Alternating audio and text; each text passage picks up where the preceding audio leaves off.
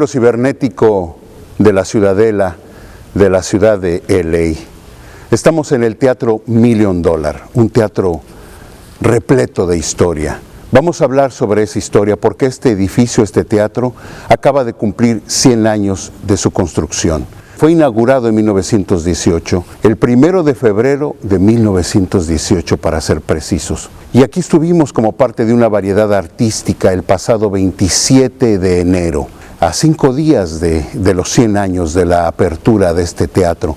Vamos a hablar del constructor, del empresario, Sidney Patrick Grauman, que nace en 1879 en el estado de Indiana, en la ciudad de Indianápolis. Su familia migra a San Francisco, de San Francisco a San José, de San José por fin llegan aquí a Los Ángeles y el señor Grauman decide abrir este teatro con el concepto de un palacio de cine. No una sala, no un teatro normal, no un cine normal, bajo este concepto, el Palacio del Cine. Para esto contrata a uno de los arquitectos más sobresalientes de la época, Albert Martin, pero es una trilogía quien diseña el teatro, el arquitecto del teatro, el diseñador del interior del teatro y el diseñador de la fachada del teatro. Albert Martin fue el arquitecto principal, pero William Lee Woollett es el que hace el interior basado en el cuento de hadas Rey del Río Dorado del escritor inglés John Ruskin. El cuento ocurre en Austria, los hermanos Black se adueñan del valle, eso es lo que narra el interior de este teatro magnífico, un cuento de hadas escrito por John Ruskin.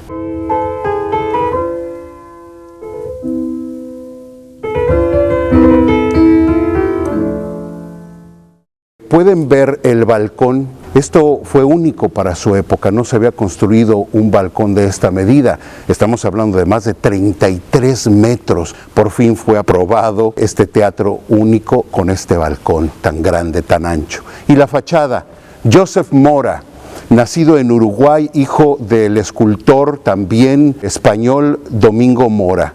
Él diseñó la fachada del Teatro $1 Million en el mejor estilo churrigueresco, recordando a José de Churriguera, que fue más allá del barroco precisamente. Esta es la historia del edificio, del interior, la fachada y la construcción que se le debe a Sidney Patrick Grauman, este visionario. Pero esta es parte de una trilogía fantástica de edificios, de palacios, de cine.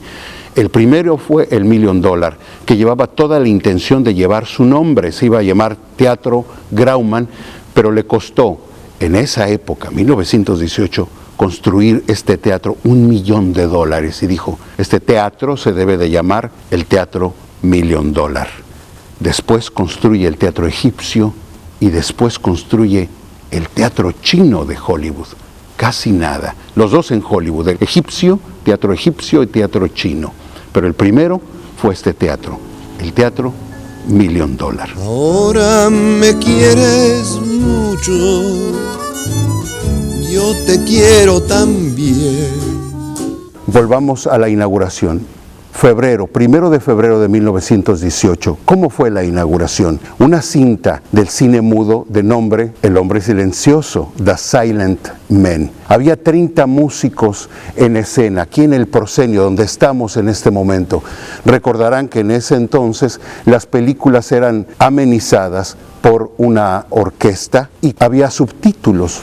Esos subtítulos para 1918 tuvieron que pasar por la censura, varios diálogos, varios subtítulos fueron censurados, algunas escenas donde aparecía una joven en una taberna, en una cantina, porque The Silent Men es un western, es una historia del oeste, del viejo oeste. Después de la censura, entonces se autoriza que pase aquí, que se estrene el 1 de febrero de 1918, The Silent Men, con 30 músicos. La historia cuenta que era impresionante porque en el proscenio, en el escenario, salía una plataforma hacia adelante, se abría la cortina, salía un proscenio con los músicos, la gente aplaudía. Imagínense, se abre el telón de este teatro, el proscenio se va hacia adelante, se desliza y 30 músicos, instrumentistas, tocando la música para ver esta película del cine mudo, el cine silente, The Silent Men. Personalidades que asistieron el día de la inauguración: el actor Douglas Fairbanks, ¿se acuerdan del Zorro? Mary Pickford, el productor de cine Cecil B. DeMille, Charlie Chaplin también.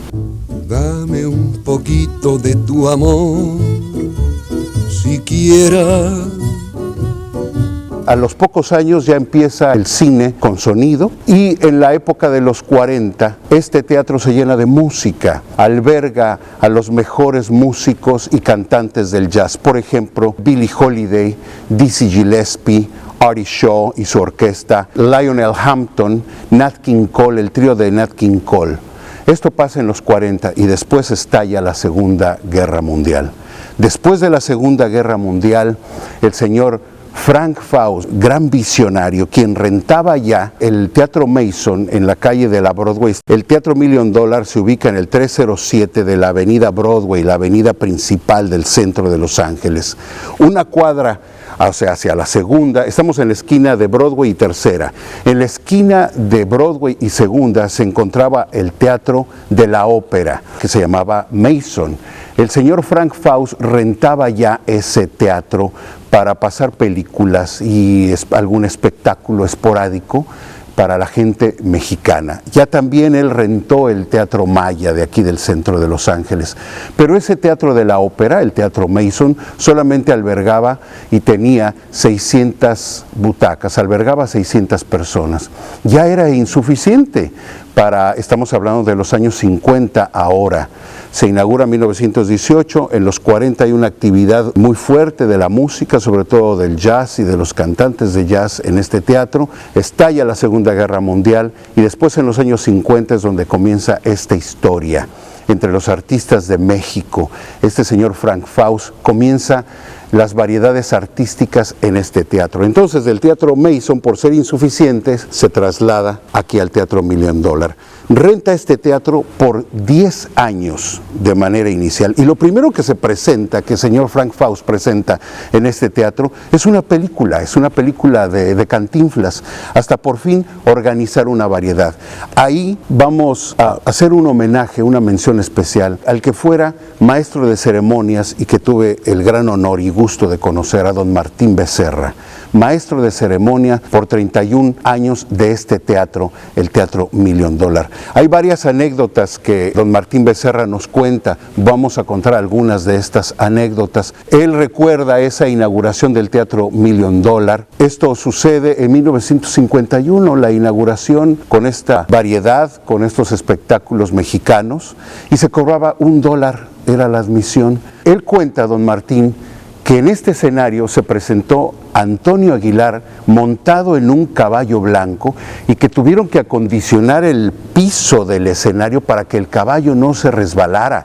En esta variedad de la cual fui parte estaba el hijo de Antonio Aguilar hijo. Entonces yo le preguntaba a Antonio Aguilar, digo, oye Antonio, tengo una pregunta, ¿por dónde metían ustedes un caballo a este escenario?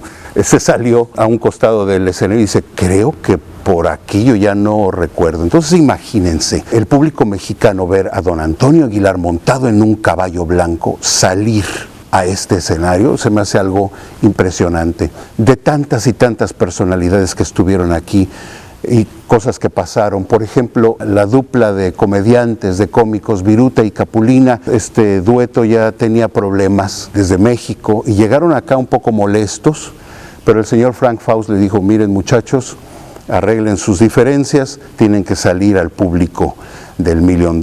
Se presentaron, tuvieron gran éxito, pero fue la última presentación que se dio en este escenario de Viruta y Capulina. Después vinieron otros comediantes como los Polivoces, como Tintán y su carnal Marcelo.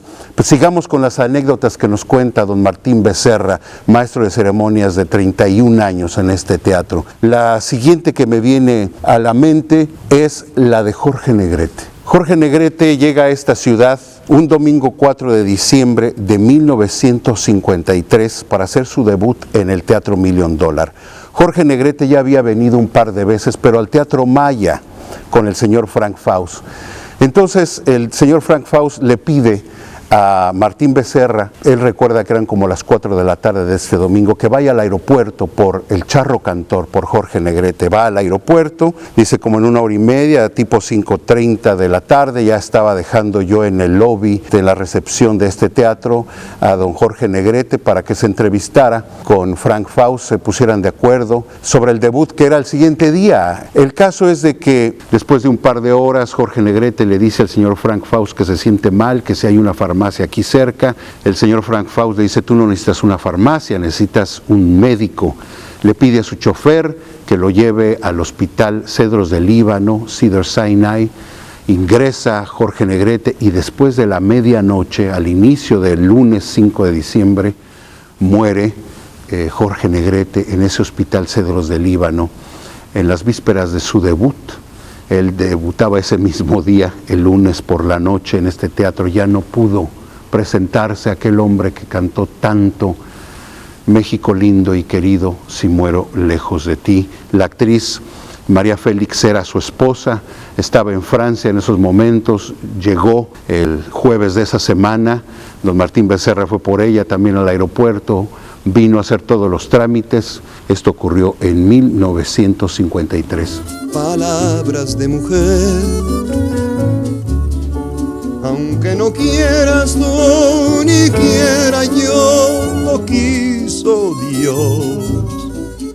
Otra anécdota es la de lo que se presume la última entrevista de Pedro Infante en los camerinos de este teatro. Una entrevista realizada por el periodista Armando del Moral, donde platica muy campechanamente, era su estilo de don Pedro, Pedrito, como ya le llamaban las viejecitas que tanto lo seguían y todo el público en general.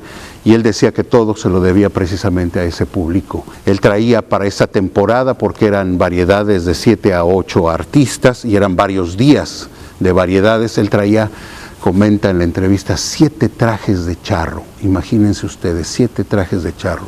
Otra de las anécdotas de este teatro es aquella de Agustín Lara y María Félix, que se juntan para hacer una presentación aquí en Los Ángeles en 1965. También de ello dio fe Alejandro Algarra, el gran intérprete de Agustín Lara, que quien lo acompañaba en esa ocasión. Dicen que allá afuera fue un caos, que la gente arrasó con la taquilla, por ejemplo.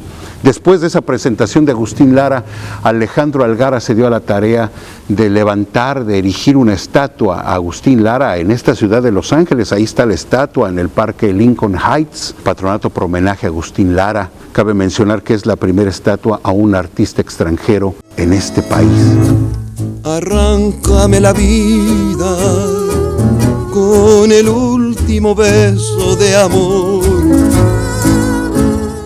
Mencionaremos algunas personalidades que estuvieron en este teatro. Los hermanos Soler, Andrés, Domingo y Julián. Pedro Armendáriz, que por cierto también murió en esta ciudad de Los Ángeles, en el mismo hospital, en el Cedros del Líbano. Ignacio López Tarso, Libertad Lamarque, Pedro Vargas, Miguel Aceves Mejía, María Victoria, Silvia Pinal, Ana Luisa Pelufo, Ninón Sevilla, Celia Cruz, Rosa Carmina, Tongolele, Lucha Villa, Marco Antonio Muñiz, José José, Lupita D'Alessio, Cuco Sánchez, José Alfredo Jiménez, los mariachis más sobresalientes, por supuesto, el Vargas de Tecalitlán, Javier Solís, Lola Beltrán, en fin.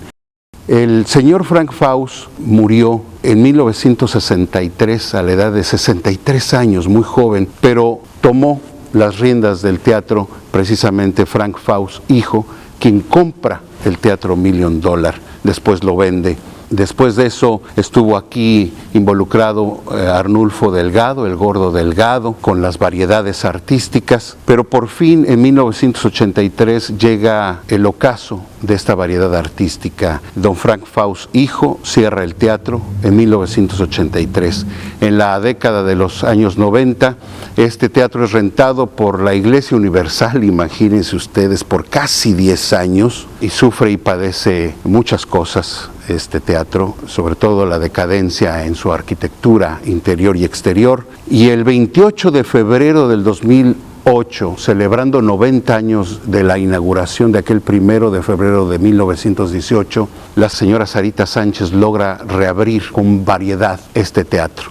Y desde entonces ha tenido esporádicas variedades en la que fui parte el pasado 27 de enero de este 2017, por ejemplo, 5 días antes de que cumpliera el edificio 100 años de su apertura. Hay que mencionar tantas personas, la señora María Escamilla, que escribió un libro donde narra las anécdotas del $1 Million, estas cosas del señor don Martín Becerra, un gran y querido amigo. Y quiero terminar leyendo algo que don Martín Becerra dijo sobre este teatro.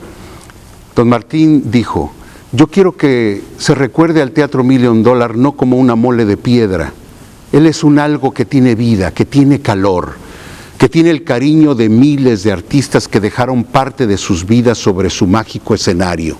El Teatro $1 Million seguirá siendo la cuna de los artistas, de esos artistas que ustedes han aplaudido, de los artistas que ustedes escucharon a través de música grabada, de los que vieron en las pantallas de cine y los que seguirán desfilando por este proscenio, en la cual tuve el privilegio de pisar este escenario cantando la música del maestro don Salvador Chava Flores.